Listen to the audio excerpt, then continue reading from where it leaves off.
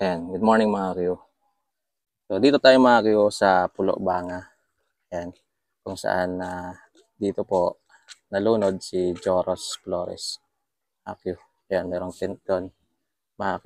Doon yata yung mga kamag-anak ni Joros. Tapos dyan mga Q, dyan po siya nalunod talaga. Ayan o, dyan sa may tao na yan. Ayan, ngayong araw, yung gagawin nila ay yung tubig na to mga Q, doon nila padadaanin sa kabila. Yun yata yung mangyayari ngayon mga Q. Para dito, pag nawala yung tubig dyan, mas mahanap siya ng maayos, mga Q.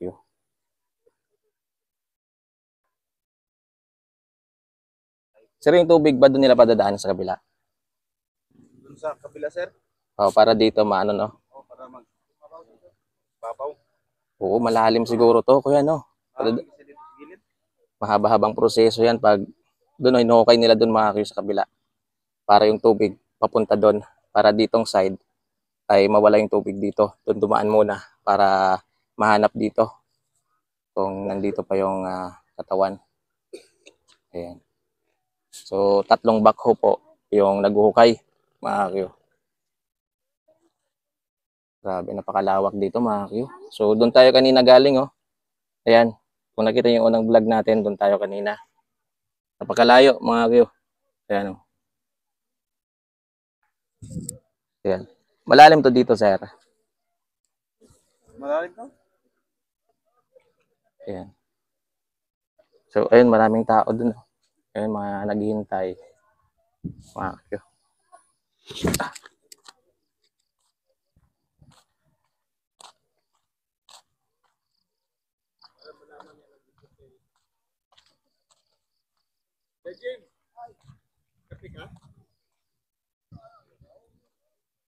So, sana mga Q, matapos nilang mabilis dyan, no?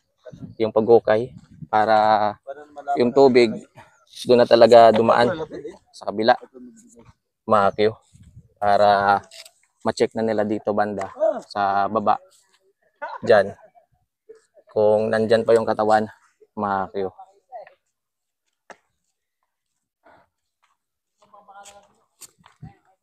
Dito, meron ditong tent. Dito yung mga nag-aabang na makabalik. Si Joros Flores, mga Q. Kahapon dito rin yata si Mayor Jessica at si Joris. Kasi si Mayor Jessica ng New Washington, mga Q, ay meron siyang 5 diver.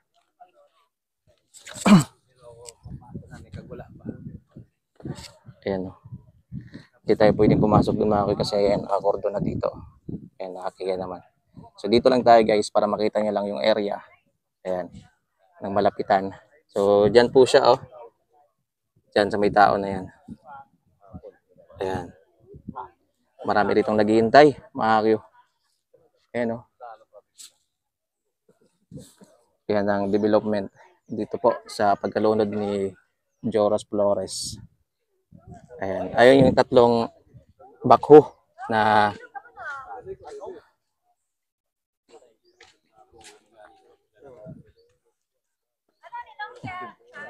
ayun mga Q, yung tatlong backhoe na naghukay para paiwasin nila yung tubig. Doon padadaanin sa kabila. Ayan. Ayan, oh, maraming tao ngayon dito mga Q. Mga naghihintay pa rin. Ayan. Hindi pa rin nawawalan ng pag-asa mga Q na baka nandito pa yung katawan ni Joros Flores. So ngayon, ayan, ginagawa. Medyo mabahabang proseso pa yan mga Q, pero sana matapos ng mabilis. Ayan, tatlo lang kasing backhoe na naghukay ngayon mga Q. Ayan, ano, sa dulo. Ayan, oh. Ayan. Sa dalawa, tapos ayun yung isa.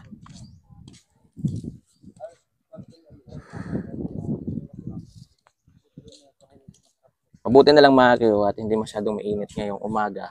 Ayan, ayun yung araw. Ayan, hindi siya masyadong mainit. So, ginaguide naman ng Panginoon talaga na mas mapadali yung pagtrabaho nila mga Q. Kasi kung mainit to, kasi may hirapan talaga sila mga Q. Ayan. Hindi na kasi tayo pwedeng makapasok doon mga Q kasi dito may nakalagay na cordon. So hindi na kasi ina-allowed talaga na pumunta pa diyan mga Q. Kaya ayun puspusan yung ano nila mga Q.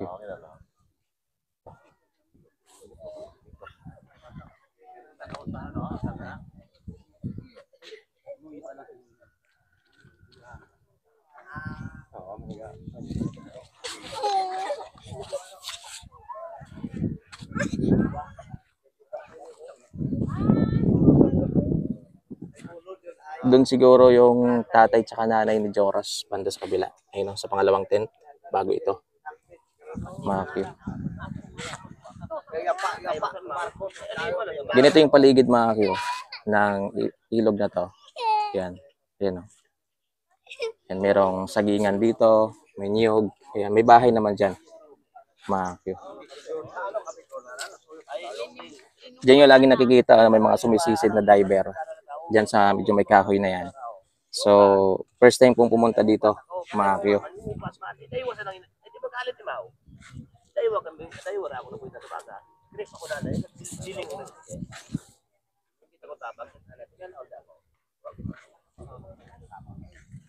Yan yung hinihiling naman ng karamihan mga Q.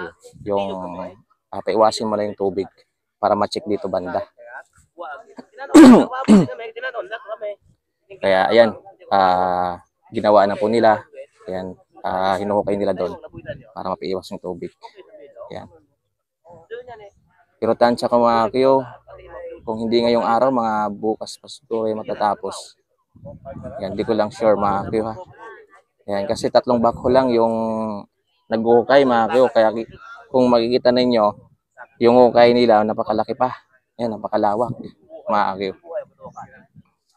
Kaya na marami ditong nag-aabang, may mga media rin dito guys. Doon nakita ko kanina sa labas, mayroong 2 sasakyan ng media. Ayun, may mga nag-aabang doon. Ayan. Mga naghihintay ng development ng kaso ng pagkalunod ni Joros Flores. Sana makita na po siya. Ayan o. Malakas kasi yung current ng tubig dito mga Q. Tingnan ninyo o. Kaya malakas talaga yung current ng tubig. Ayan. Kasi doon banda sa unahan, dam na po mga Q.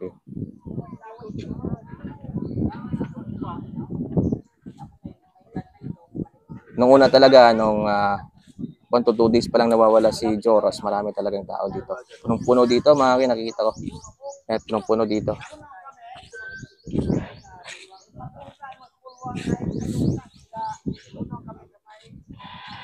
Diyan po siya. Ayun, may mga lumulusong doon mga Q. May mga diver doon na sumisisid pa rin. Ayan. Gumagawa pa rin ng paraan para at least baka makita. Ayun yata yung diver na Jessica Soho. Yung magaling sumisid, mga Q. Ayan Ayan po siya Ayan. Ayan yung nakahanap yata ng singsing niya ng mag-asawang Ayan, ngayon nandito po siya para tumulong. Ayan.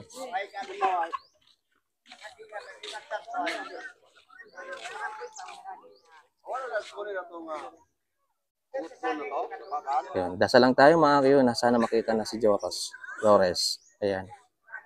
Kasi buong Aklan talaga naghihintay dito sa development ng pagkalunod niya. Ayan. Naghihintay kung ano talaga yung totoong nangyari, mga Q. At makita, siyempre, pang 8 araw na siya ngayon, mga Q, na nawawala. Yun. Ayan, yung mga divers natin, mga Q.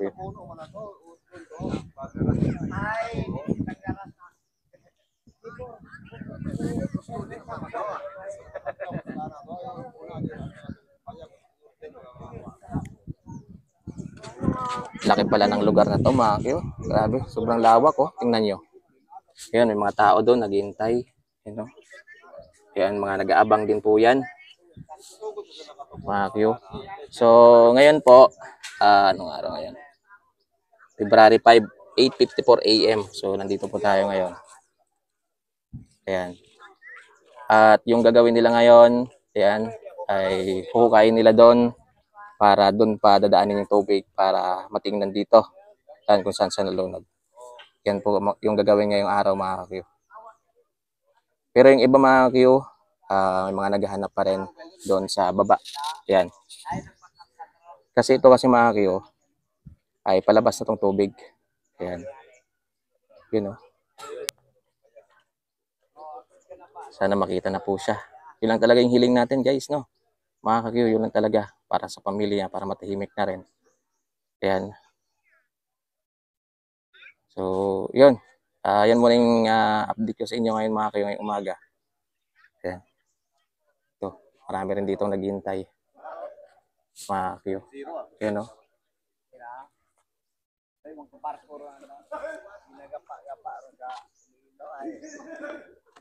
Ay, mayroong paro-paro dito. Uy!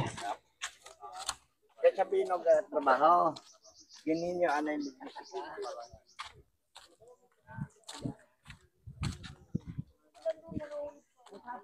May mga taong naghihintay, mga kyo, na makita na si Joros Flores. Yan, mga tumutulong, mga divers yung iba dito.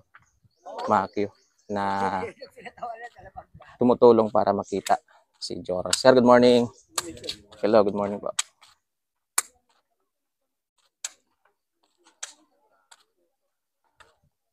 Yan, malaki yung area nito, mga kyo. At first time ko rin makapunta dito, mga kyo, sa part na to ng Pulo Banga. Bago pala yung Sigkay, mga kyo, madadaanan pa yung Barangay Lapnag. Ayan. Good morning, ma'am. Hello po, good morning. Sir, good morning. Ayan, so, ayun yung MDRRMO. Kanina merong media dyan. Ano yata yun? Pumbo Radyo yata. Ngayon, umalis muna. Tingnan natin doon, mga kautupagyo, doon banda sa may pababa. Ayan. Ganito dito, mga kyo. Ayan, sa mga hindi nakapunta dito. Ayan. So, dyan yung kalsada. Ayan, o. Kita yung may sasakyan. Tapos, pasok kayo dito. At magpupunta na kayo dito. Ayan, dito maraming naghihintay na tao. Ayan. So, kung hintayin kasi natin yung mga kyo matapos, baka abutin tayo ng gabi. Ayan, o. Kasi, tatlo lang kasi yung naghuhukay para paiwasin yung tubig dun sa kabila dumaan. So, try natin mamayang hapon. Balik tayo dito. Ngayon kasi ginagawa ko tong video na to 8:57 AM ng February 5, mga ka-Q. Sir, good morning. Dito na dito, mga ka-Q. Parang daanan na dito. Ayan, no? Ayan. Malalim na part dito, sir. Ayan, no? Malakas talaga yung current ng tubig dito, mga ka-Q. Blue, no? Ano? Lawak.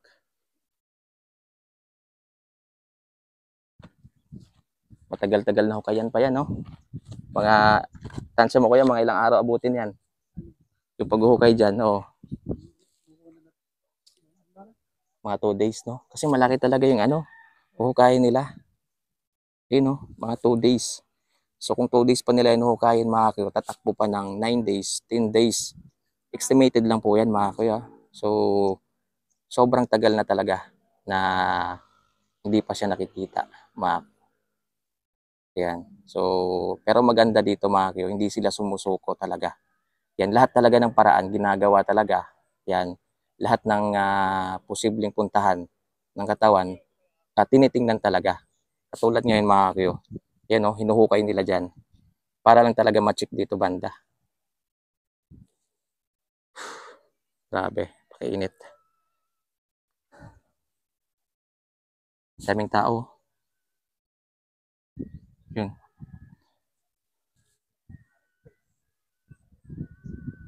So, yun, mga kuya, abangan natin.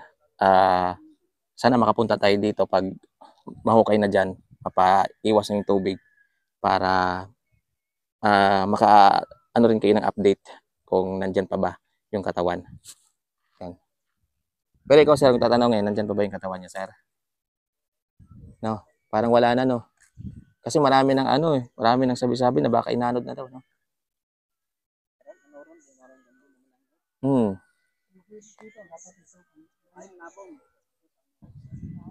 Oo, pero sana nandyan pa talaga mga Q. Yun talaga yung dasal natin.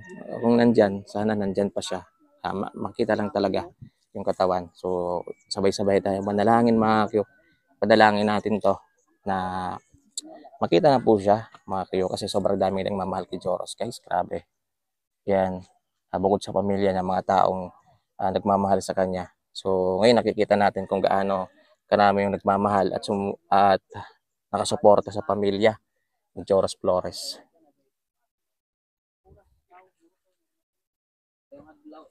Ayun, maraming nag-aabang dun, oh, sa mga gilid-gilid. Yan. Doon din kanina may mga naghahanap din. Yan. Ito kasi na to mga palabas to eh. Bukana na yung ano nito. Bye-bye na yung labas nito. Dadaan ka ng Tigayon na bridge. Dadaan ka ng Kalibo Poblacion Bridge. Tsaka palabas ka na ng Bakhaw. Bakhaw Norte yata yung labas nito kuya, no? Bakhaw Norte. Bakhaw Norte na yung labas nito guys. Yan. So, magkaroon tayo ng chance makapag-vlog tayo doon sa pakita ko sa inyo yung mga posibilidad na dadaanan ng ilog na to. Yan. Hanggang makalabas talaga doon sa baybayin. Q.